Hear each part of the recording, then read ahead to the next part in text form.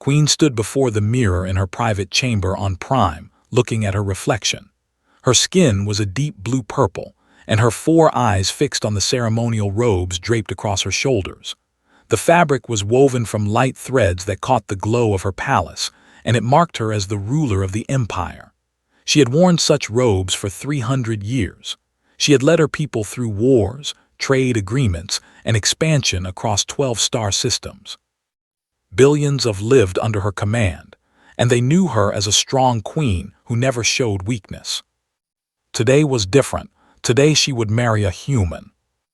The peace treaty between the Empire and Earth had taken 5 years to negotiate. The humans were young as a species, only 300 years past their first space travel. They were loud, quick, and strange. They had emotions that ran deep and fast, but they were also smart and useful.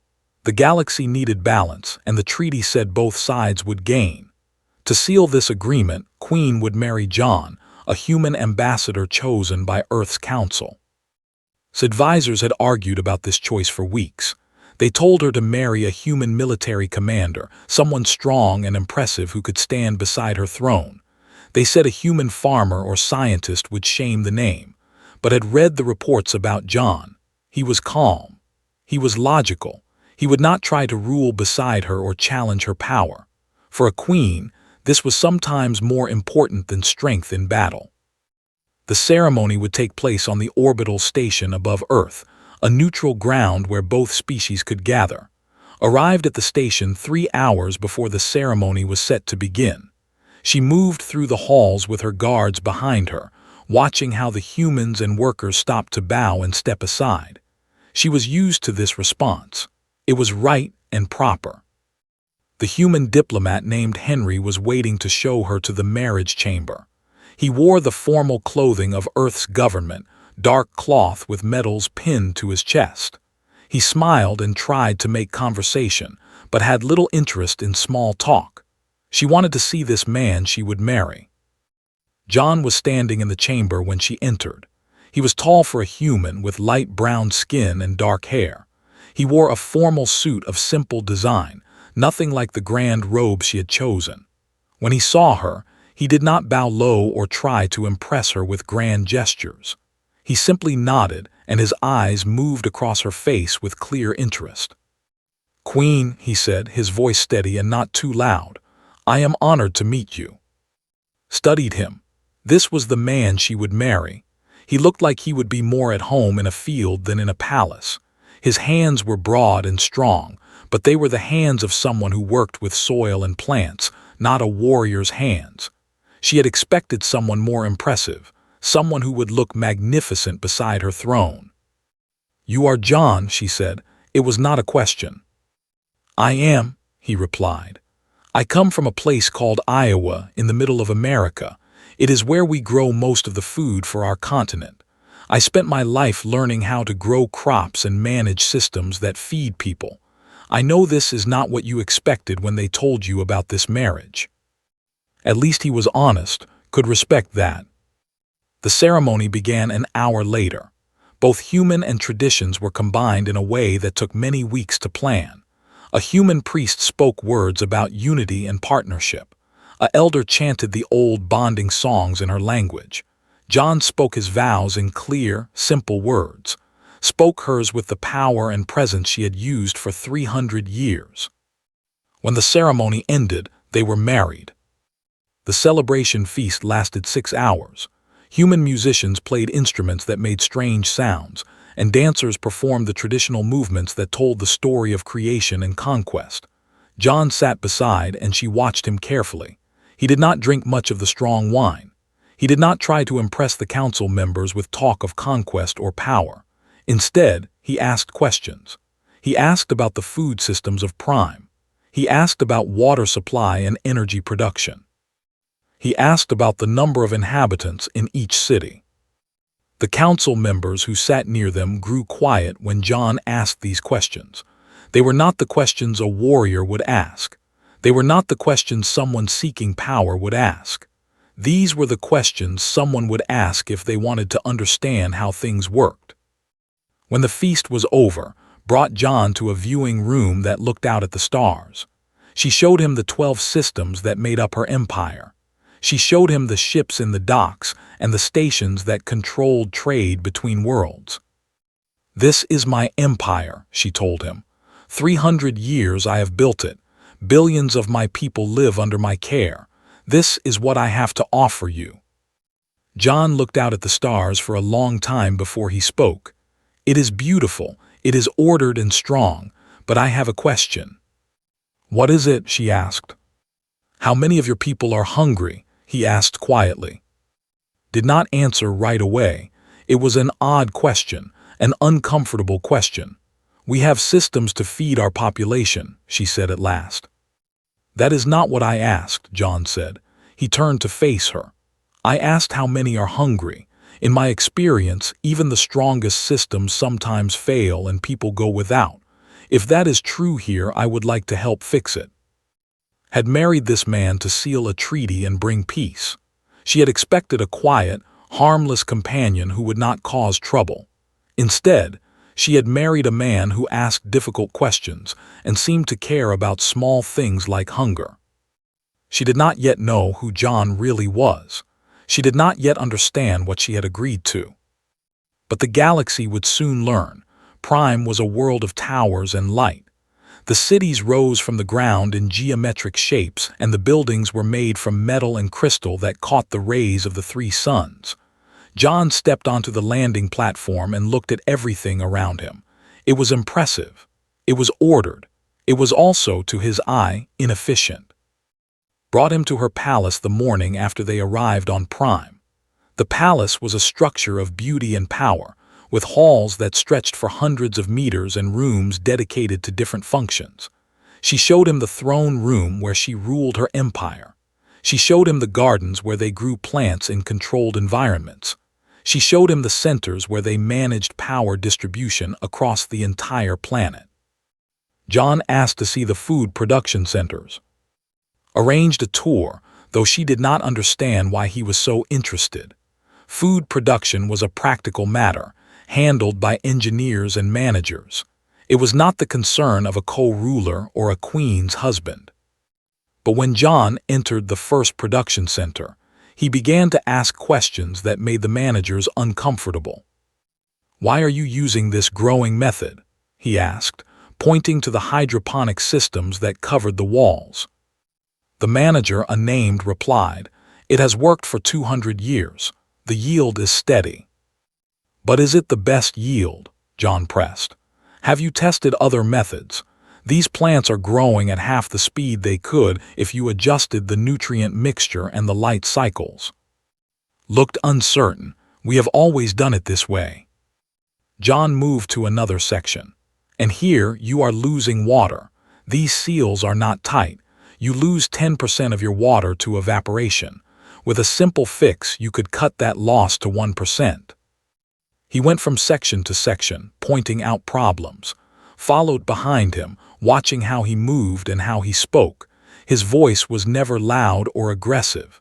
He did not demand changes, but every word he said was based on observation and knowledge. By the end of the tour, and the other managers were quiet. They had not made these observations because they had never looked. They had done their work the same way for decades. John was showing them that there were better ways. That evening found him in one of the library halls, reading reports on energy systems. "You read our systems like a soldier reads a battle map," she observed.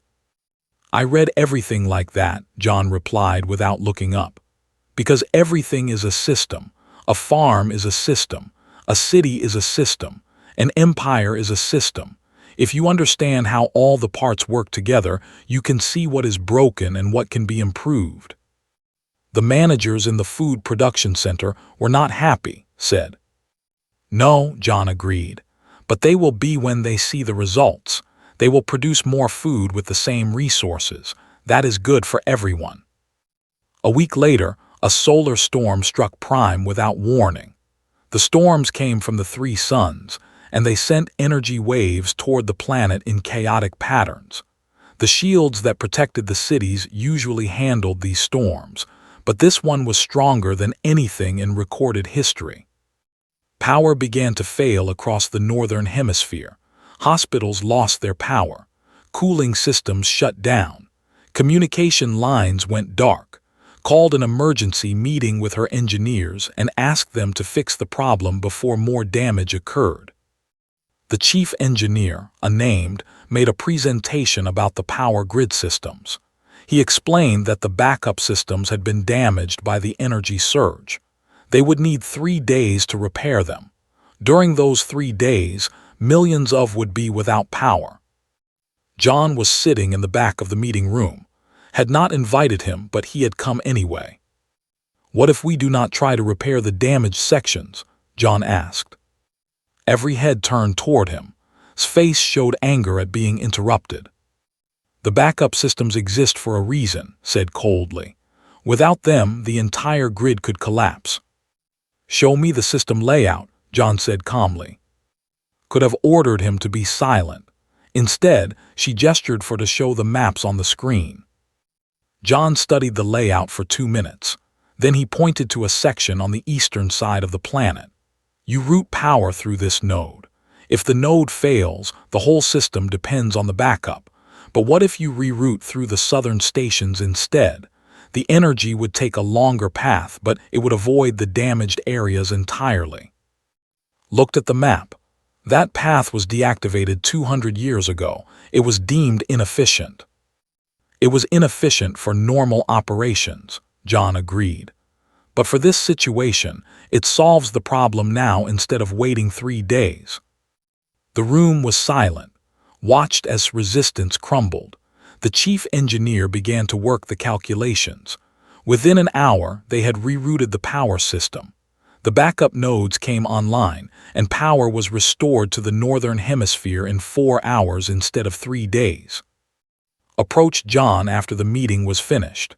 "You were correct," the engineer said. "I should have seen this option. I was thinking only of permanent solutions instead of immediate ones." John nodded. "Your solution would have been correct for another time. I just happened to see this path because I look for options people have forgotten about."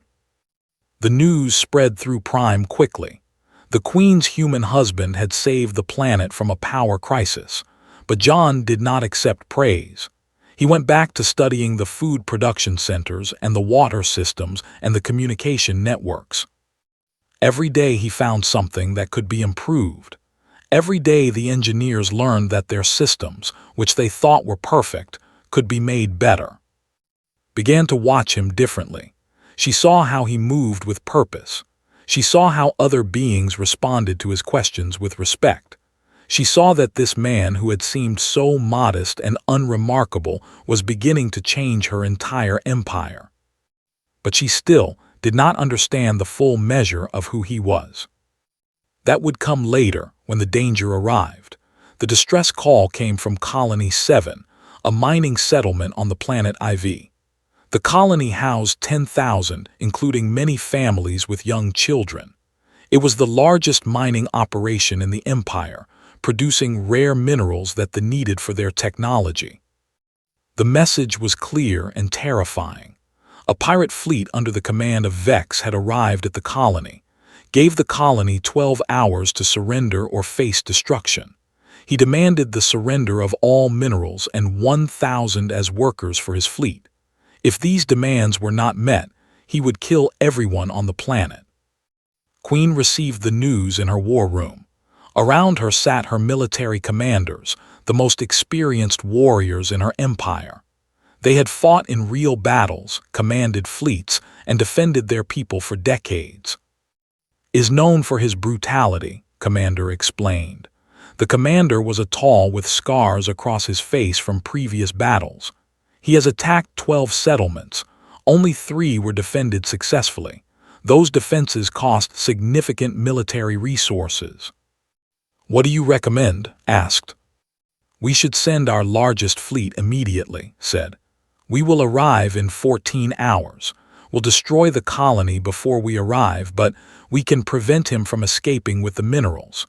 We can also hunt him and destroy his fleet." Felt the weight of the choice. If she sent her fleet, the colony would die. But if she did not send, the fleet would take the minerals and the workers, and he would become stronger. He might attack other colonies. "Prepare the fleet for departure," she ordered. Then she stood.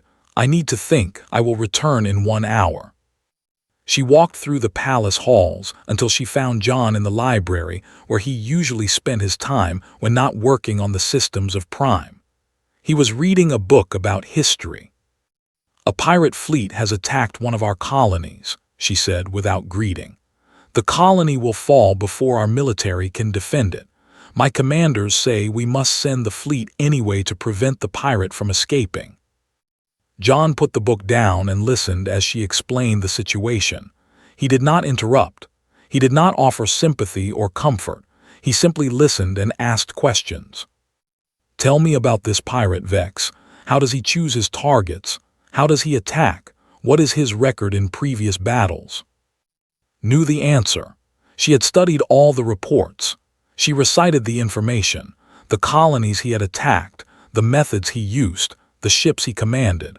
She told John that had defeated larger fleets because his tactics were unpredictable and his crews were trained to act without waiting for orders. John listened to everything. Then he asked another question. "How many soldiers does the colony have?" 1,000, replied. "They are miners, not warriors. They have weapons, but they are not trained for war." John was quiet for several moments. Then he stood and walked to the map of IV that had brought with her. The planet was rocky, with mountains and deep valleys. The colony was built in a protected area surrounded by mineral deposits. "Show me the mineral composition," John said. Pulled up more detailed information. The primary minerals were high in metallic content. They conducted electricity well. John studied the map for a long time. Then he turned to Face. "I have an idea," he said, "but you will need to trust me completely. It will require you to send your best soldiers to the colony's surface, and it will require them to follow my directions exactly. It will also require precise timing and coordination with your fleet. If anything goes wrong, the colony will still fall, and your soldiers will be in danger." "What is your idea?" asked. John explained. His plan was based on the terrain, the minerals, and the psychological patterns of Vex. He would use the natural defenses of the planet and the mineral deposits to create problems for his fleet. He would coordinate the miners and a small team of elite soldiers in a defense that seemed impossible to anyone who did not understand the specific nature of the planet's geology. The plan was dangerous. It was unconventional, but it had logic inside it that could not argue against. "You will lead this defense?" she asked. "I will," John said, "but I will need your best tactical officers to help me coordinate with your fleet." Made her decision. She returned to the war room and ordered the fleet to prepare for a different mission. Instead of trying to catch after he destroyed the colony, they would send elite soldiers and equipment to the colony's surface. A human would lead the defense. The military commanders were shocked, stepped forward in anger. "Your Majesty, you cannot put the defense of a colony in the hands of a human farmer. This is a military matter. We should follow proper military strategy." Looked at the commander with all the authority of her 300 years of rule. "Commander, you have tried military strategy 12 times against. He has won 11 of those times. I am willing to try something different. If you cannot accept my order, you may step aside." Bowed. He did not accept the logic, but he accepted the will of his queen. John worked through the night, preparing orders and studying everything about previous tactics. He met with the elite soldiers who would accompany him. He coordinated with the colony leaders through communication links. He calculated the exact timing that would be required. As the morning light came, John stood before one last time before boarding the transport ship that would take him to IV. "Whatever happens," said, "you have shown me something I did not know before. You have shown me that wisdom and knowledge can matter as much as strength and weapons." John nodded. "I will save your colony because that is what I do. I solve problems, and Vex is just another problem to solve. Then he was gone and was left to wait and hope that her faith in this quiet man was not misplaced. The pirate fleet of Vex appeared in the orbit of IV exactly as predicted. 23 ships in formation, weapons charging. On the surface of the planet, John stood with the miners and the elite soldiers that had sent. He was not wearing military clothing. He was wearing simple work clothes and a communication device. "Listen to me," he said to the assembled group. His voice was calm and clear. "We do not fight like soldiers. We fight like people who understand this planet better than anyone else. In the next few hours, you are going to do exactly what I tell you. If you do that, we will survive. If you do not, we will probably die. Do you understand?" The miners and soldiers nodded.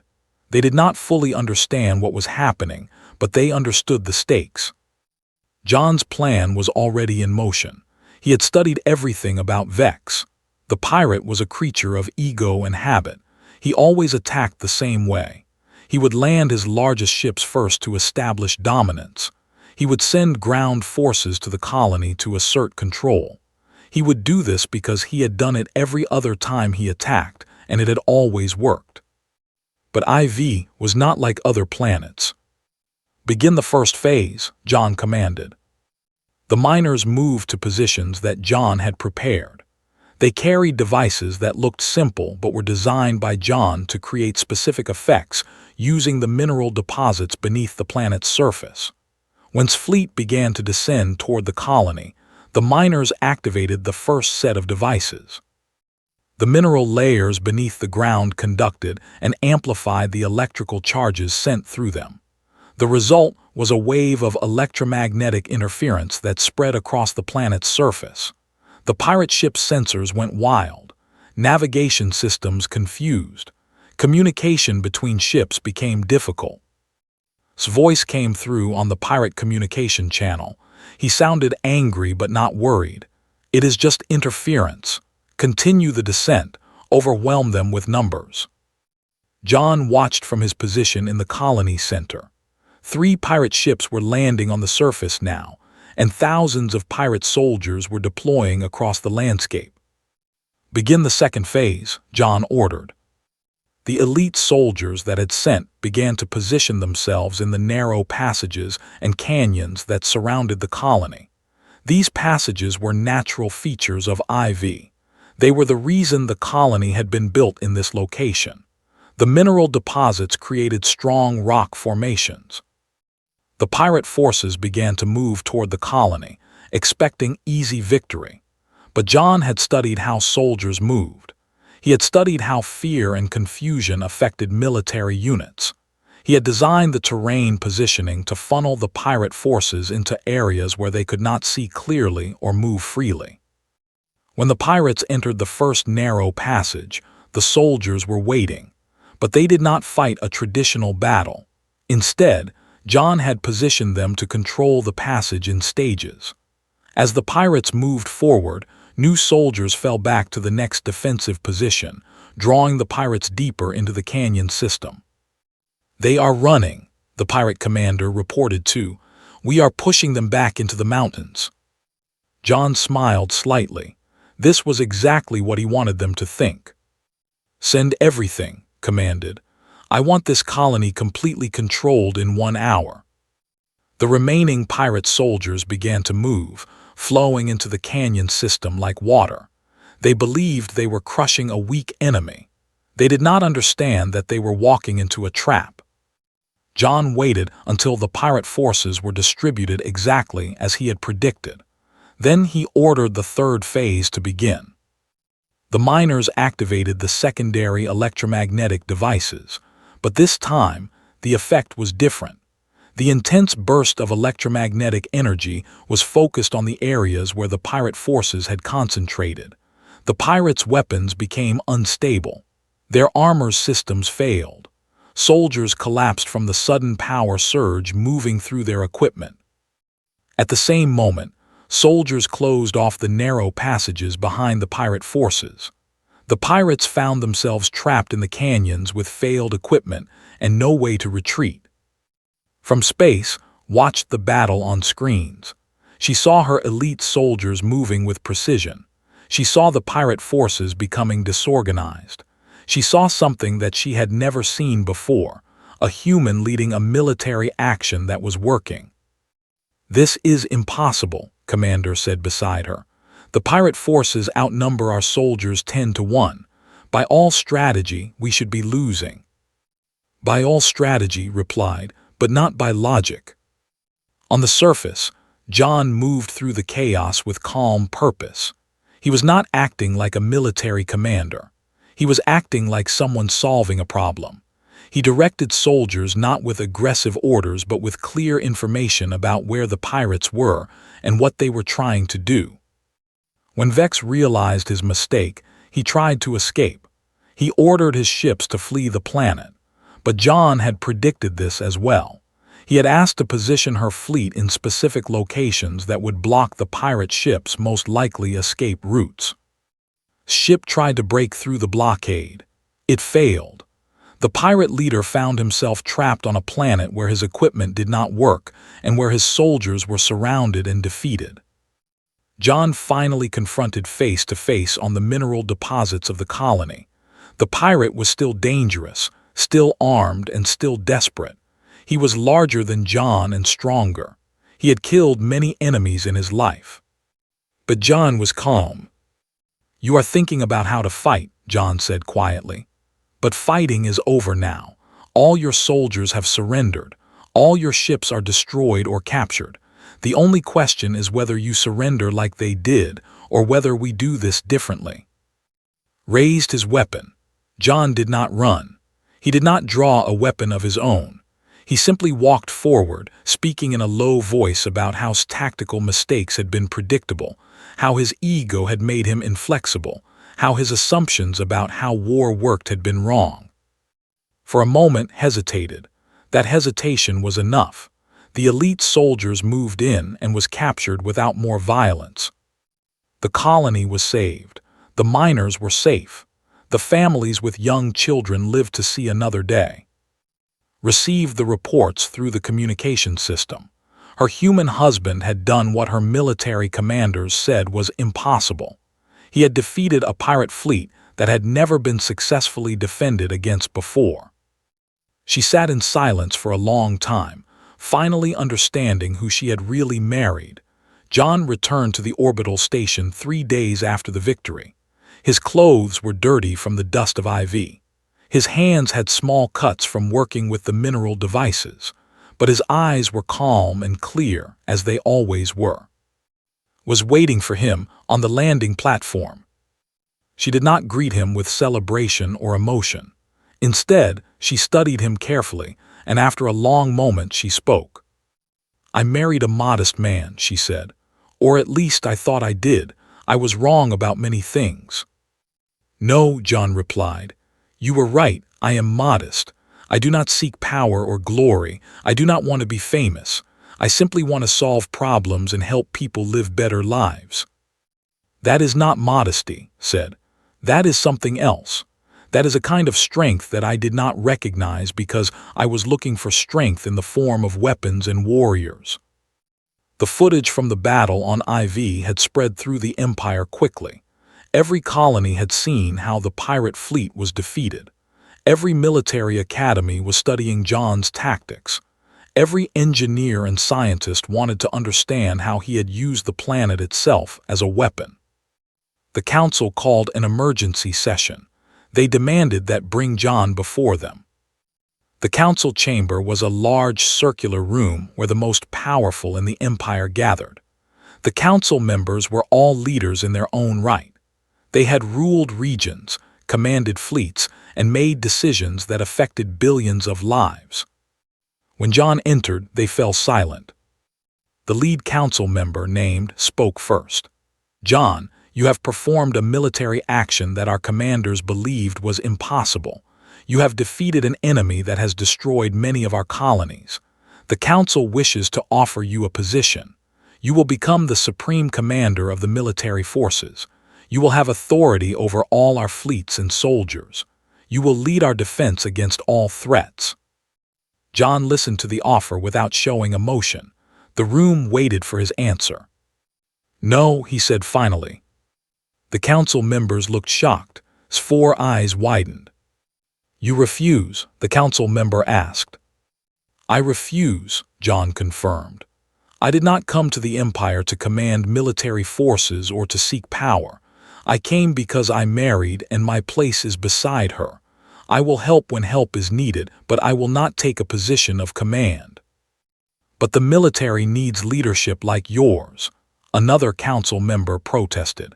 We have people trained for war, but they lack the understanding of strategy and systems that you possess. John nodded. That is true, and I can help with that without becoming your commander. I can train your officers. I can teach them how to see systems. I can show them how to think about problems differently, but I will do this as a teacher, not as a ruler. Felt something move in her chest. This man who could have taken power, who could have commanded the greatest military force in the galaxy, refused it. He chose instead to teach. He chose to remain by her side as her partner. The council accepted his decision, though many of them did not understand it. In the months that followed, John worked with the military academies and the engineering centers. He taught officers and engineers and workers. He showed them how to see what others did not see. He taught them that wisdom sometimes came in unexpected forms. But more importantly, he worked on the larger problems of her empire. Together, they began to change how they approached everything. They improved the food production systems so that every colony had enough to eat. They fixed the water systems and the power grids. They looked at the systems that kept billions alive and made them better. One evening, John stood together looking out at the stars from the observation deck of the palace. The galaxy spread before them, all the systems and worlds and beings that lived under the rule. I have a question for you, said. Ask, John replied.